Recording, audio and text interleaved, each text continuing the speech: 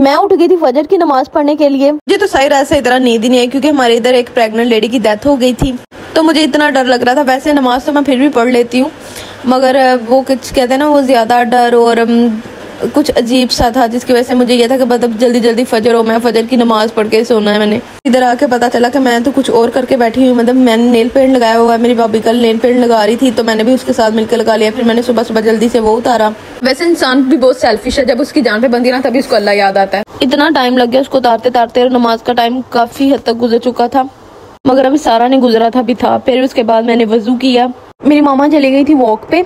मैंने सोचा था मैं भी जाऊंगी, मगर मुझे काफ़ी टाइम हो गया था नेल पेंट उतारते उतारते, तो मेरी मामा चली गई। फिर मैंने अपने भाई के रूम में नमाज अदा की, क्योंकि मुझे अपनी मामा के रूम में बहुत डर लग रहा था, क्योंकि रिसेंटली मेरे पापा की डेथ हुई है, तो इसकी वजह से ना मैं उधर अकेली नहीं रहती। तो उसके बाद फिर मैंने नमाज वगैरह अदा की, कुरान मजीद पढ़ा। इतनी स्पीड से नहीं पढ़ा, मैंने कोई मुझे कहेगा आप ही इतनी स्पीड से नहीं पढ़ते, ये मैंने इतनी स्पीड से नहीं पढ़ा, ये मैंने स्लोली पढ़ा है। मगर ये वीडियो जो है ना वो स्पीड में की हुई है, इसलिए ये ऐसे लग रहा है कि जैसे बहुत स्पीड में पढ़ रही हूँ।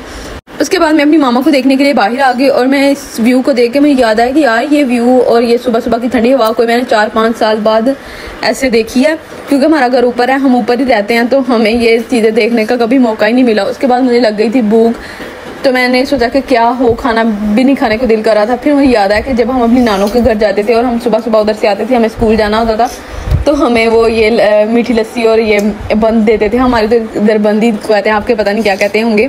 फिर हमने सुबह सुबह उसका नाश्ता किया। नाश्ता करने के बाद मैं फिर से सो गई।